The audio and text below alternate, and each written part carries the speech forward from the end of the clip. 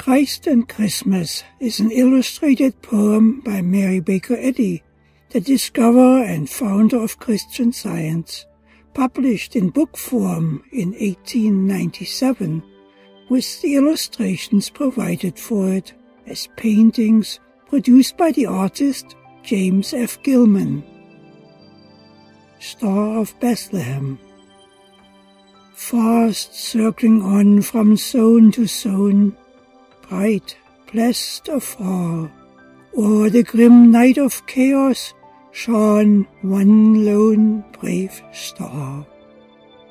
O'er the grim night of chaos shone one lone brave star. Christ healing. In tender mercy, spirits bed, a loyal ray, to rouse the living, wake the dead, and point the way. The Christ idea God anoints, of truth and life, the way in science he appoints, that stills all strife. The way in science he appoints, that stills all strife. Seeking and finding. What the beloved knew and taught, science repeats. Through understanding dearly thought, with fierce heart beats. Through understanding dearly thought, with fierce heart beats. Christmas Eve. Thus Christ, eternal and divine, to celebrate, as truth demands, this living wine ye demonstrate. For heaven's Christus, earthly Eves, by Adam bid, make merriment on Christmas Eves o'er babe and crib. Make merriment on Christmas Eves o'er babe and crib. Christmas morn. Yet wherefore signalize the birth of him never born? What can rehearse the glorious verse of this high morn? What can rehearse the glorious verse of this high morn? Christian Science healing. Christ was not crucified, that doom was Jesus' part.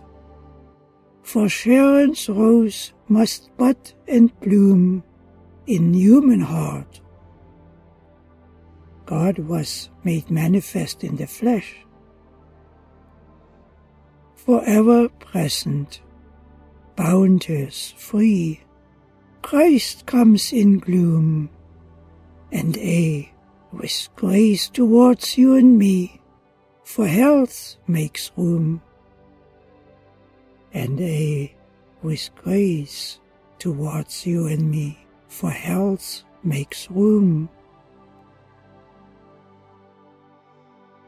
I thank thee, O Father, Lord of heaven and earth, because thou hast hid these things from the wise and prudent, and hast revealed them unto babes. Christ Jesus.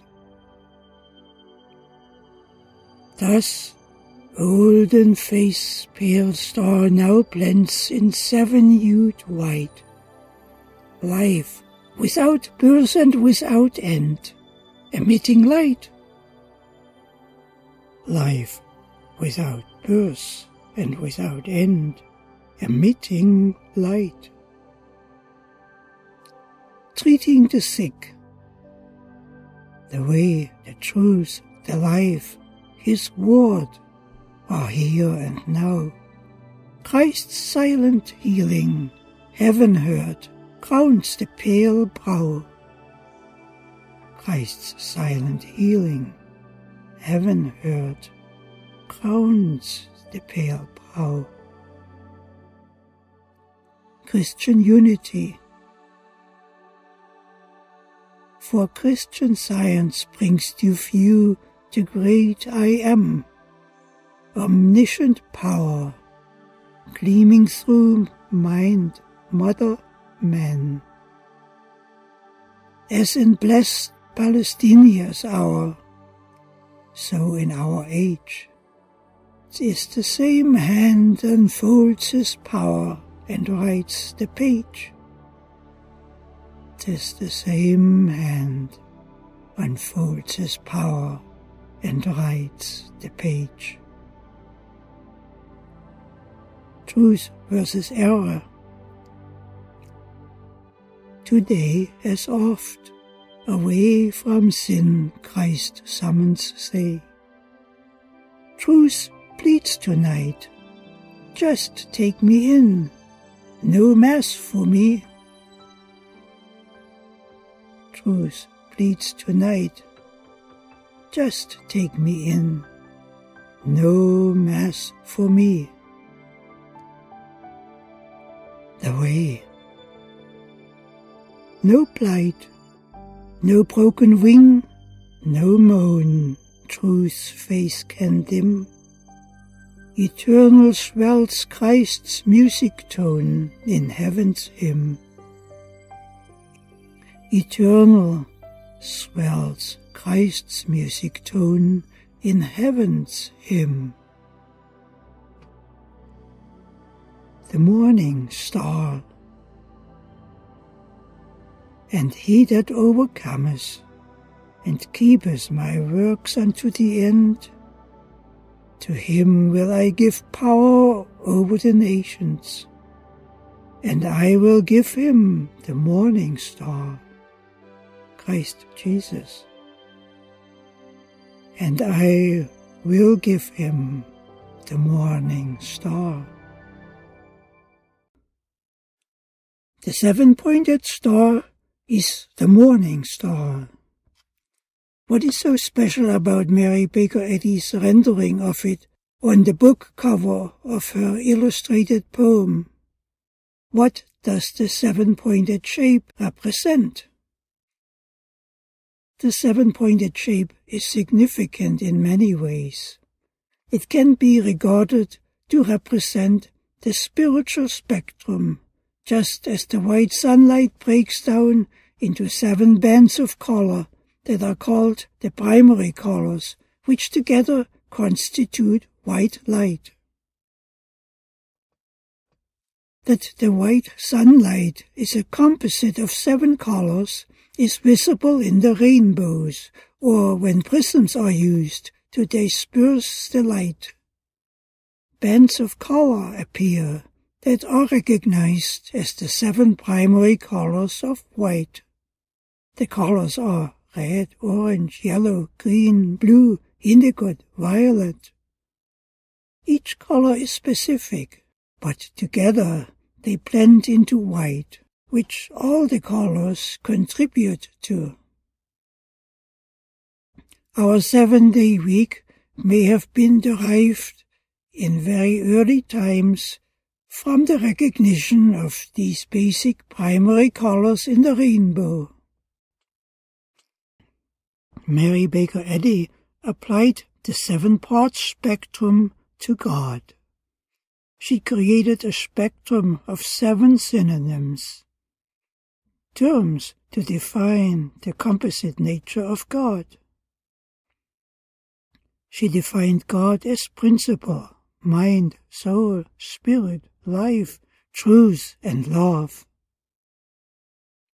The creation allegory in the opening pages of the Bible presents a 7-day progression of the unfolding of the universe, as it was a progression from principle to love. If one applies Mary Baker Eddy's composite spectrum of God to the ancient 7-part unfolding of the creation allegory, an interesting correlation comes to light.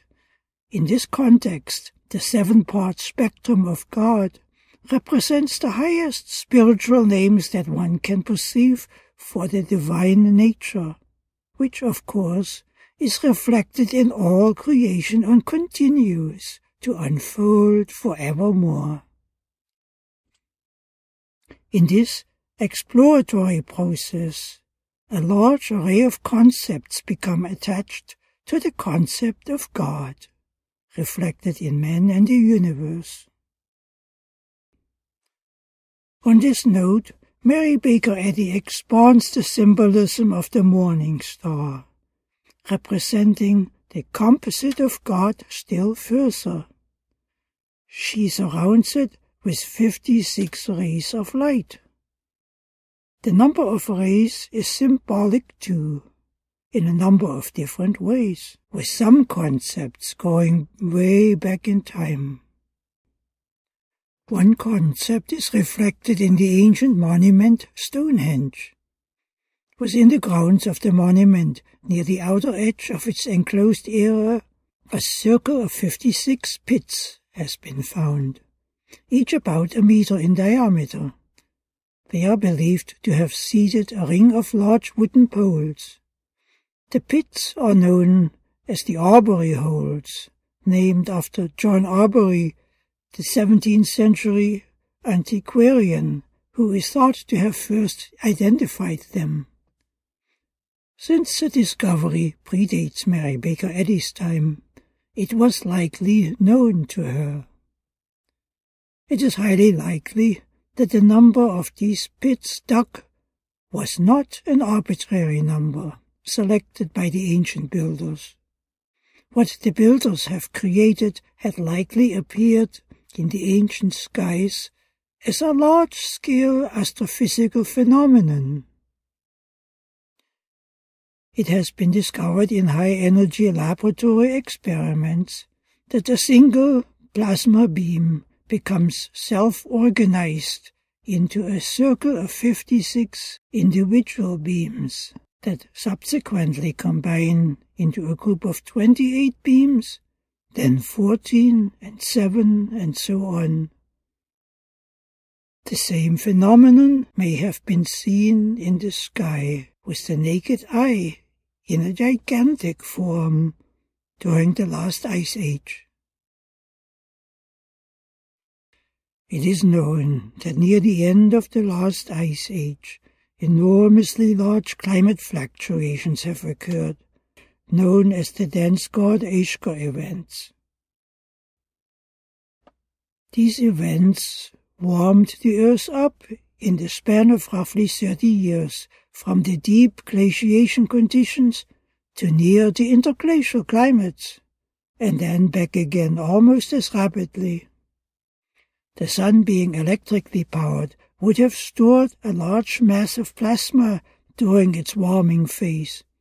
Plasma is the energy blood that powers the universe and also our Sun.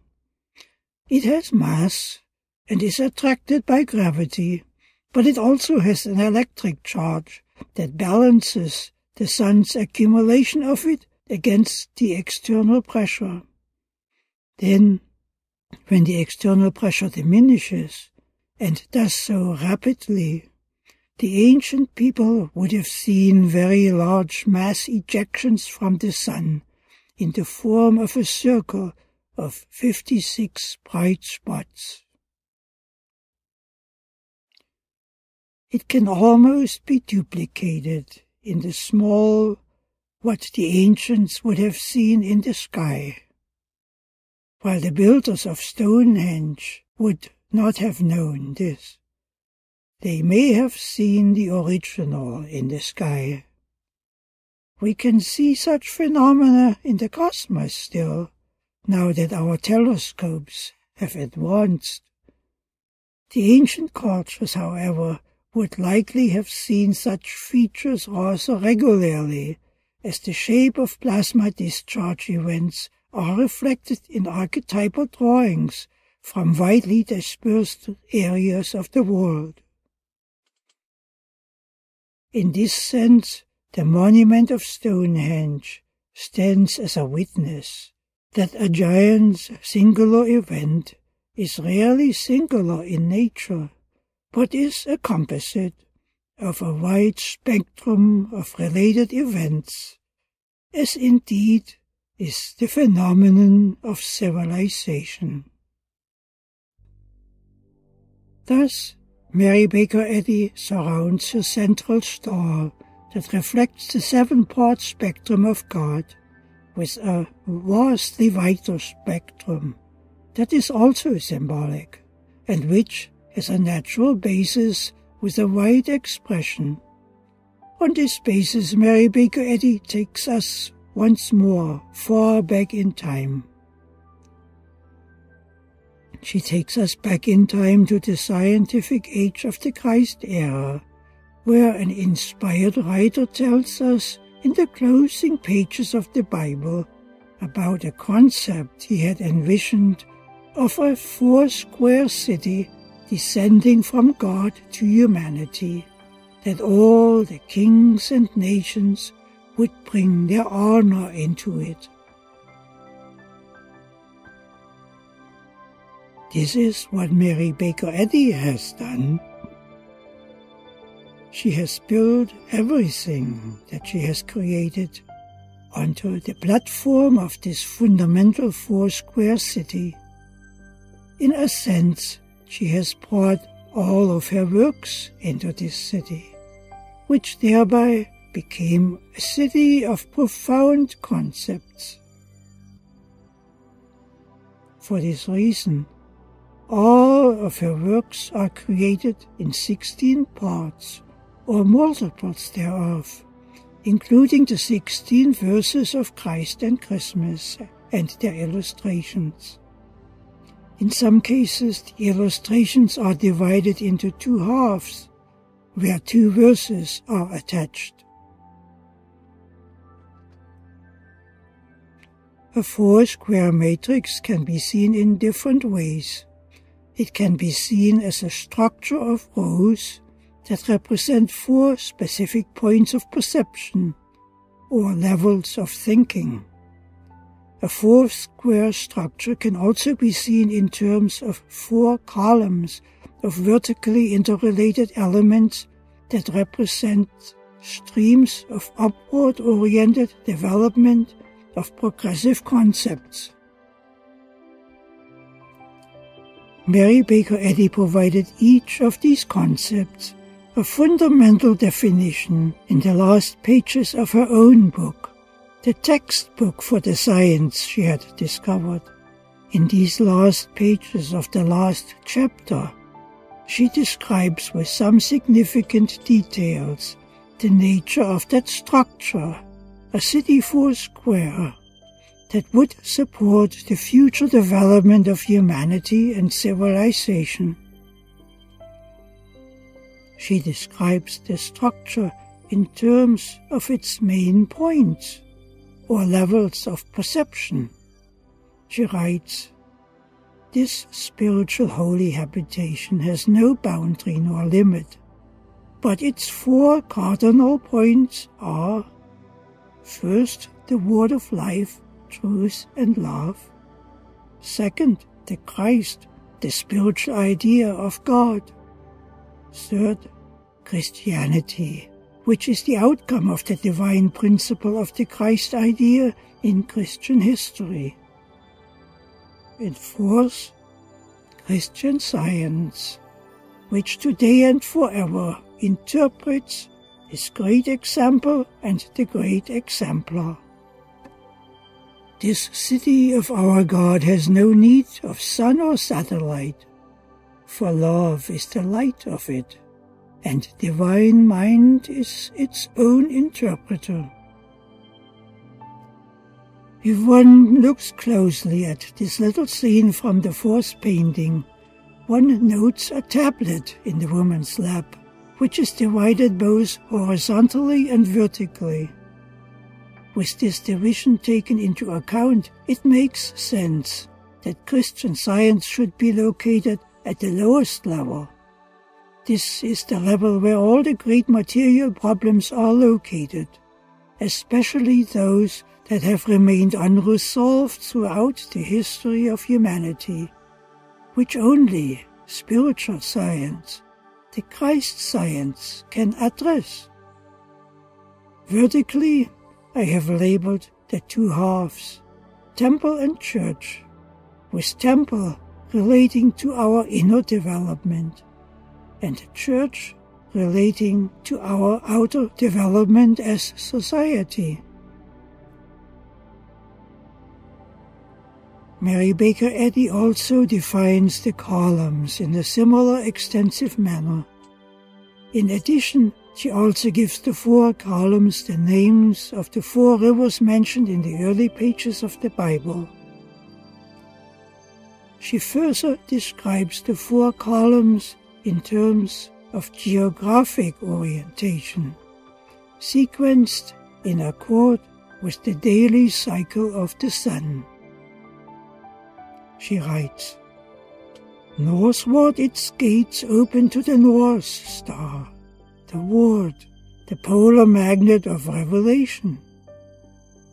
Eastward, to the star seen by the wise men of the Orient, who followed it to the manger of Jesus.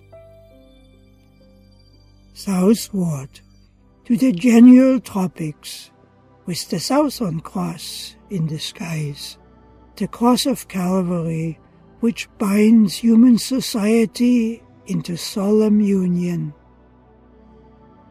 Westward, to the grand realization of the golden shore of love and the peaceful sea of harmony." Her definitions for the foursquare structure is unequaled in the world, though the foursquare concept itself is not. The foursquare concept is fully incorporated in the design of the garden of the Taj Mahal in India, which may have been built in the 11th and 12th century. The difference is that Mary Baker Eddy's foursquare structure has no direct physical representation. It exists only as a city of interconnected spiritual concepts and ideas. When this is taken into account, there exists a slight correlation for the center of the structure. In the garden of the Taj Mahal, the center is a large raised pool called the Pool of Abundance. In Mary Baker Eddy's structure, it exists purely as an idea that is the composite of truth, soul, and love. The Taj Mahal's central pool is a big thing that dominates the entire garden. In comparison, the central concept of Mary Baker Eddy's structure is so kept out of sight that it is deemed not to exist, though it becomes monumental once it is discovered. This comparison is essentially true about Mary Baker Eddy's entire foursquare structure. While the Taj Mahal is universally known around the world and has become a tourist attraction, Mary Baker Eddy's spiritual structure, which is of far greater complexity and significance, is largely not even known to exist. And this should be so, because the most profound is spiritual, and not recognized until its significance can be understood. So it will never be a tourist attraction. While Mary Baker Eddy's external achievements are known, it remains largely unknown what they are built on and are a part of, and how they all relate to it. Mary Baker Eddy created her works as 3 types of structures. They are either development-oriented structures, or platform structures, or a combination of both. The developmental structures all begin at the lowest point in the first column and sequence upwards, column by column, ending at the highest point in the last column. The platform structures begin at the highest point and sequence backwards and downwards level by level across the lower concepts, ending at the lowest element in the first column. However, relating the Bible topics causes a bit of a problem because a year has 52 weeks. Such a structure doesn't seem to fit. Mary Baker Eddy solved the puzzle by creating a set of 26 topics that are repeated semi-annually. And since 26 elements are still impossible to relate to a 16-element structure, Mary Baker Eddy solved this additional puzzle by creating a third structure of 24 elements, 2 of which incorporate dual concepts. This structure is the textbook chapter Recapitulation, which contains questions and answers, 2 of which are dual questions, for a total of 26 concepts.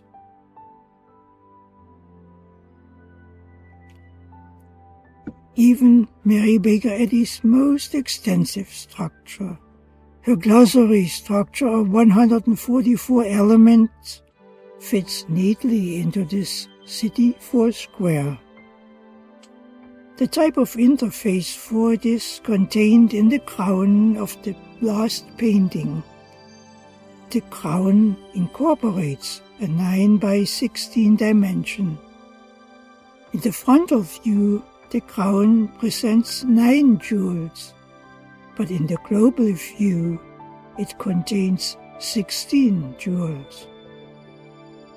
There are 2 types of arrangements for the 9 glossary terms per element indicated in metaphor in the paintings for Christ and Christmas. One type is indicated in the crown itself in the form of triangular arrangements. Each triangle has 3 sides. In a triangle, none of the sides are opposite to each other. This fact enables significant meanings to become illustrated. The other type that is also indicated in metaphor is an arrangement of terms in 2 concentric circles. It contains 4 horizontal terms to represent the 4 rows in the small, and 4 vertical terms to represent the columns in the small, with 1 term left over standing in the middle as the primary term. This type of arrangement of the sub-elements is indicated by the angel of science standing inside 2 concentric squares. It should be noted that the glossary lists its terms alphabetically, so that the arrangement of the interrelationships becomes a reflection of one's developing understanding of the science of the concepts and their relationship to the whole of the body of science. Nor does the glossary contain 144 listed terms. It contains fewer, but it also contains 5 different types of dual definitions that bring the total number up to 144. The factor of 5 is also indicated in the crown, both in Christ and Christmas and later in her seal. It is as if she was saying that if you don't recognize what the factor 5 represents, you do not recognize the glossary correctly, and so you cannot recognize its dynamic functioning. When the glossary is developed as a structure of 3 triangles per element, a directionality becomes incorporated that adds still another dimension to the utility of the resulting structure and to the utility of the whole of Mary Baker Eddy's work. This is also so because nothing that she has created stands isolated by itself. Everything that she has created has been brought by her into the city's foursquare that now serves as a universal platform for scientific and spiritual development, by which all parts, not just the glossary elements, become interrelated. The scientific significance of Mary Baker Eddy, bringing all of her works into the foursquare city, is that all of her works become thereby functionally connected into a single whole, element by element, since they are by design constituents of that single larger city. This interlaced interrelationship dramatically expands the scientific dimension of the spiritual city. This means that every verse of Christ in Christmas and its associated scene pertains to the corresponding element of every one of her works in the foursquare city.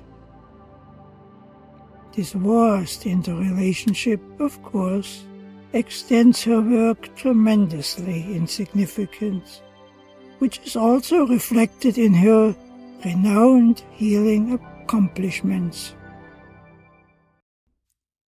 Because very little of Mary Baker Eddy's accomplishments is known to exist for reasons of the still underdeveloped scientific sense in society, one of her greatest healing contributions for civilization as a whole remains almost totally dormant.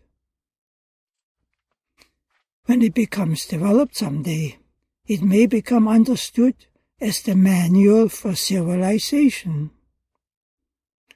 2 years before Mary Baker Eddy had created her poem Christ and Christmas, she had created a 16-element church manual based squarely on the city foursquare. While this manual is specific in its details to the governing of her church, it incorporates a universal dimension that applies to the whole of civilization. After all, with principle being singular, there can exist only one principle of civilization, not 2 or half a dozen. And this single principle is, of course, universally applicable. It sets up a platform for a manual for civilization, for which the principles of her church manual can serve as a foundation. It provides a framework for healing and for endless development.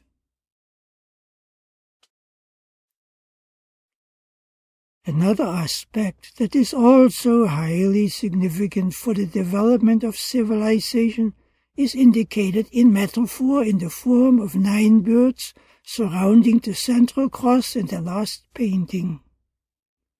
The 9 birds are significant in that they represent the 9 names of the children of Jacob, the man who later took on the name Israel. Mary Baker Eddy selected 9 of the names of the sons of Jacob, which she defined in the glossary, to illustrate different types of responses to the divine idea, ranging from individual self-enslavement all the way up to scientific freedom. With these illustrated by their position, she unmasks the deadening nature of empire and the wide-open nature of freedom in the truth. It is rather amazing how vast the world of spiritual ideas and healing concepts is tied into this small illustrated poem Christ and Christmas. Still, one shouldn't be surprised. Mary Baker Eddy was, and still stands today, as the unsurpassed leader in the field of scientific and spiritual development. With this having been said, let's close the book and look at the cover once more, because the puzzle of the 56 rays of light can also have a more profound solution than that has been indicated at the beginning, since the foundation for that hadn't been built at that time. The number 56, when it is divided by 7, the composite spectrum of God, yields 8 fields which the spectrum applies to. These 8 fields are located in the upper half of the city foursquare. These are the divine elements and the spiritual elements of Christ's science. Here is where humanity finds its power, its substance, and its freedom. As Mary Baker Eddy had pointed out herself, farther we cannot go, higher we cannot look, and for more than this we cannot ask.